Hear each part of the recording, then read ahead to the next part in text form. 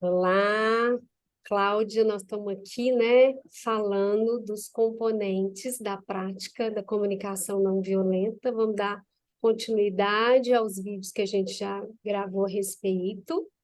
Vou passar então a palavra para você, para a gente falar dos outros. Ok, então nós vamos para o segundo componente e lembrando, muitas pessoas falam como passos da CNV, não são passos, porque passos dão a ideia de uma receita, de algo pronto e que você tem que seguir um depois do outro. Não, a gente fala de uma comunicação autêntica, então não faria sentido a gente falar de passo a passo, então tem que ser algo fluido, algo natural. É claro que num primeiro momento pode ser que você precise ficar um pouco mais atento, vai ficar algo mais mecânico, mas depois isso vai ficando mais automático e você consegue se comunicar com uma fluidez maior. Então, o segundo componente que o Marshall vai trazer para nós é o componente sentimento. O primeiro foi observação. Quem não assistiu, assista primeiro para entender, né?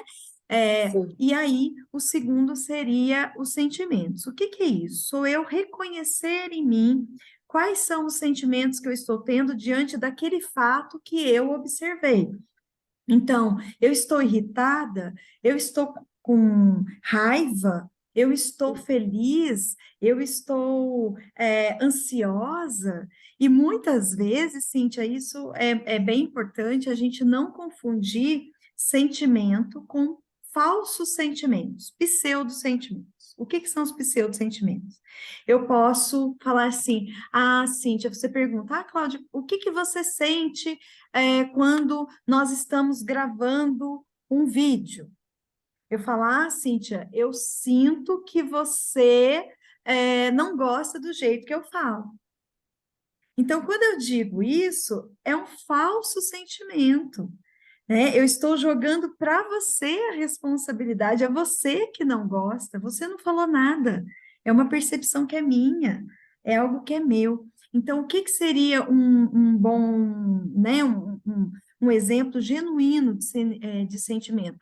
Eu me sinto feliz, eu me sinto ansiosa, eu me sinto preocupada, isso sim, porque aí eu assumo para mim a condição, e primeiro eu preciso olhar para perceber como é que eu estou, para eu poder reagir, escolher a maneira como eu vou responder àquela situação. Então, fica aí uma dica para quem está nos assistindo.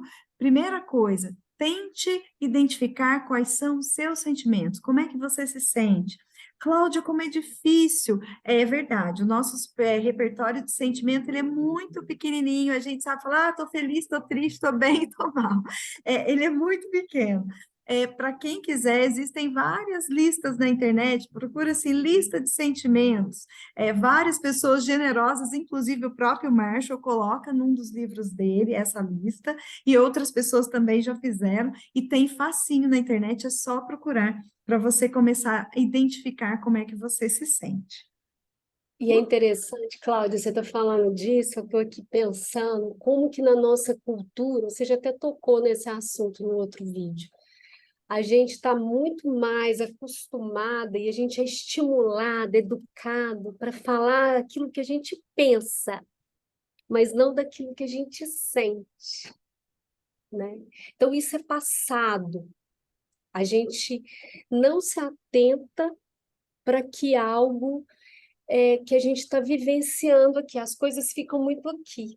Estou aqui pensando também em vários casos que eu atendo, das pessoas, quando você vai dizer assim, o que que você está sentindo? Ela racionaliza aquilo que ela está sentindo, mas ela não consegue se conectar com aquilo que ela está sentindo. Às vezes ela tem uma retórica maravilhosa, mas ela não consegue acessar o sentimento.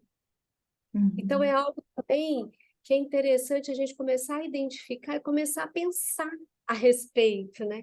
Começar a se conectar a respeito, Exato. né? Inclusive, se houver pessoas com essa característica que usam muito a racionalização, eu trabalho muito com empresas também, isso é muito natural, até pela própria natureza do local, é importante a pessoa entender que o sentimento, ele pode vir como uma ferramenta, um recurso, uma ferramenta não, mas um recurso poderosíssimo, ele ter esse reconhecimento.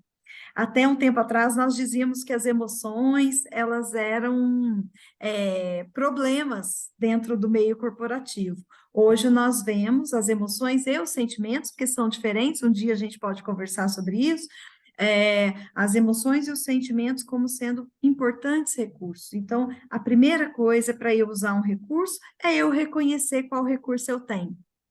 Então, Sim, me autoconhecer é a primeira base. Eu vejo dentro das empresas que os melhores gestores são aqueles que se conhecem e buscam sempre melhorar, sempre se aprimorar, sem medo de dizer aqui eu não sei, aqui eu vou buscar a solução, porque a questão não está no não saber, está em o que você faz com esse não saber. A gente não exatamente, sabe de tudo. com certeza. E todos nós somos vulneráveis, né? Porque eu vejo que Uhum, as pessoas têm isso também. Um medo absurdo de reconhecer as suas vulnerabilidades. uhum. Então, elas colocam ali bem distante. E quando você traz para você como algo, tudo bem, é isso mesmo. Mas o que que eu faço com isso? Vira um recurso, como você está dizendo. Exato. Ainda Muito esses dias eu dizia para uma pessoa que às vezes a gente precisa pegar essa vulnerabilidade, ou esse nosso medo, ou essa nossa ameaça, colocar no colo, falar, senta e, aqui, vem cá, é trazer para perto, né? e E olhar para aquilo, entender aquilo, como é que isso me afeta, como é que isso chega para mim, que medos eu tenho quando isso está perto de mim. Quando de isso, repente eu não atinjo uma determinada meta, eu não consigo algo que eu queria tanto, quando alguém responde de determinada maneira para mim, então é trazer para perto, ao contrário do que a gente faz, que é se afastar. Então, trazer para perto significa eu vou estudar aquilo, né? Estudar, né? Eu vou conhecer aquilo, para que eu possa lidar melhor.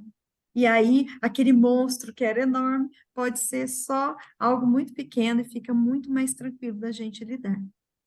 isso aí. Legal. E os outros?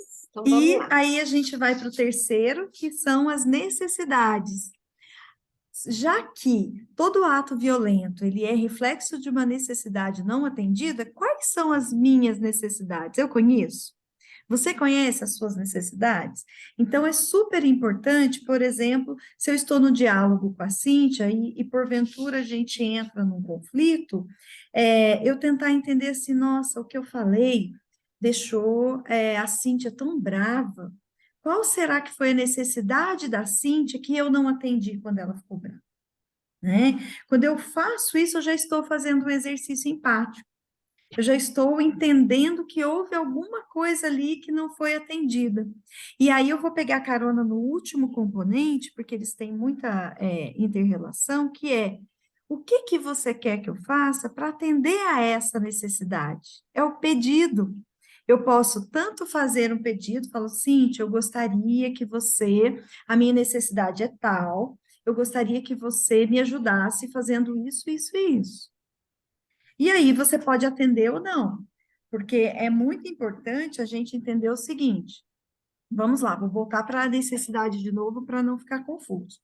A necessidade, ela é universal, todos nós temos, e a gente não pode confundir necessidade com as estratégias que a gente usa para atender às nossas necessidades.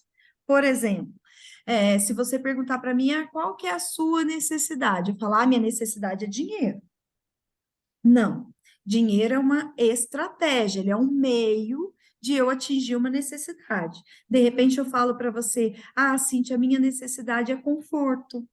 Então, para eu ter conforto, eu quero descanso. Todo mundo tem necessidade de descanso, alguns mais, outros menos. Para eu atender a minha necessidade de descanso, eu preciso de dinheiro para poder pagar um sofá, uma cama, enfim, eles vão me ajudar a atingir essa minha necessidade. Eu tenho necessidade, vamos pegar um exemplo na relação de casal. eu tenho uma necessidade de ser admirada pelo meu companheiro. Ok. Então, como que você faz para que deixe claro para ele? Como que ele vai poder atingir e atender a essa sua necessidade? Que pedido você vai fazer para ele? Que ele vai tentar ou não, porque é uma escolha dele, atingir e atender a essa necessidade. Ah, mas está na cara. E aí a gente entra num outro assunto, que é o óbvio. Está na cara, olha para mim, se eu estou com a cara É feia, isso. é porque ele não atingiu. E aí a gente fica com a cara feia, que pode ser, dependendo da cara, né? Pode ser uma atitude altamente violenta, sem a gente precisar falar nada. Que é o silêncio, né? Que nós vamos falar também, extremamente violento. Isso, e aí a outra pessoa fica sem saber por que essa cara feia. Por que que tá me dando patada?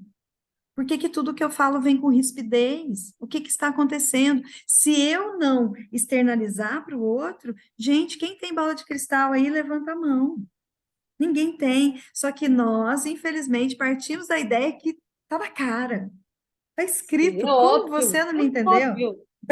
Isso, eu costumo Óbvio. dizer sempre nos treinamentos, o óbvio, ele não existe. Ele não existe, ele só existe na cabeça de quem pensa. Vamos abolir, né, essa palavrinha. Sim, e aí, né, eu estava fazendo a ligação da necessidade com o pedido para a gente já ir encerrando esse primeiro momento aqui de conversa sobre a CNV. O pedido é algo que ele precisa ser aprendido a fazer, porque, em geral, nós não sabemos pedir. Eu peço, às vezes, o que eu não quero, e aí a pessoa não sabe o que que eu quero, né? Então, vamos pegar um exemplo. Ah, eu não quero que você assista televisão na sala. Ok. Aí a pessoa vai, e assiste a televisão no outro lugar, só que com volume bem alto. Então, peraí. Eu não quero que você faça barulho, né? Que você venha assistir televisão alto, porque eu preciso me concentrar, eu preciso de silêncio. Então, a gente tem que deixar muito claro. Esses dias eu recebi um bilhete de uma escola dizendo assim: a partir do dia 30 nós vamos entregar os materiais para a organização de todos. E aí não ficou claro qual era o pedido dela. Era para a gente ir, e que horário que era para a gente ir pegar, porque eles queriam organizar para não irem todos os pais juntos. Só que não ficou claro qual que é o pedido. Vai ter um dia específico para cada pai não, mas para cada turma, pode ir qualquer hora do dia, pode ir a partir do dia 30 todos os dias, sábado também vai estar aberto ou não. Quer dizer, a gente tem que ter essa clareza do que nós estamos pedindo. A Mas é partir desse interessante. momento, oi? Desculpa. Não, pode terminar. E eu acho que a partir desse momento fica mais fácil, inclusive, para a gente dar para o outro a chance de ele atender ou não, porque é aí que está, né? Pedido, vamos resumindo aqui, a gente tem a observação, que é o primeiro componente, que tem que ser distinguido do julgamento. Observação de um lado, julgamento do outro. No segundo, a gente tem os sentimentos e os falsos sentimentos. Terceiro, a gente vai ter as necessidades e as estratégias, que são os meios de atingir a necessidade. E, por fim, a gente tem o pedido sendo diferente da exigência. Porque tem gente que pede, mas, na verdade, está exigindo, não está pedindo. Isso, muito legal. E aí, nisso tudo, é a clareza, né? A gente está falando da clareza. A clareza primeiro para mim, para que eu passe para o outro aquilo que eu estou pedindo, aquilo que eu estou sentindo, aquilo que eu estou observando, aquilo que eu quero conectar com o outro, né? Tem que ter uma clareza nisso tudo. Isso. Que é um exercício difícil de se fazer, mas que é necessário. Nós aqui hoje fizemos, né? Aqui agora, nós estamos tentando comunicar uma ideia. E pode ser que a gente tenha falhado na clareza em algum momento. Ok, mas estamos no exercício. E por isso que é importante quem está nos assistindo que nos dê esses feedbacks. O que aprendeu e o que gostaria de aprender, e o que não ficou claro, e gostaria de fazer um pedido para nós, faça seus pedidos, para a gente poder ir conversando sobre isso, e claro, na medida do possível, a gente vai atendendo. Porque, Cláudia, a gente não pode esquecer que uma mensagem, nós estamos falando de um receptor, do emissor e de uma mensagem. Quando a gente passa isso tudo, nós estamos falando da nossa parte nisso tudo. Como que essa mensagem vai chegar? Como que o outro vai interpretar? Como que ele vai... O que que ele vai fazer com isso é outra coisa, né? Ela é de um lado e é do outro. Então, nós estamos falando da responsabilidade do lado de cá. Aí tem uma outra parte. Por isso que é complexo a comunicação humana, né? Mas Exato. isso aqui, cuidar disso, já é muito importante, já faz muita diferença. Eu falo isso com meus pacientes, olha, não adianta ficar aqui só queixando do outro, o outro não me escuta, o outro não faz. O que que é que você pode fazer nisso aqui, nesse processo? Vamos cuidar da sua parte, da sua responsabilidade. O que que o outro faz, a gente não tem como aceder isso, não tem como ter acesso a isso. Nós temos acesso a isso aqui, mas isso aqui já é algo preciosíssimo, né? Sim, muito valioso, né? E é É muito possível, é bom, prática, prática e prática. prática e é possível isso. Uhum, sim, Então tá bem, a gente espera esse feedback, né, Cláudia, que é super importante, super sim, bacana. exato. O feedback também é uma forma de se comunicar. Total. Até a próxima. Obrigada. Tchau, Tchau, tchau. tchau. Obrigada.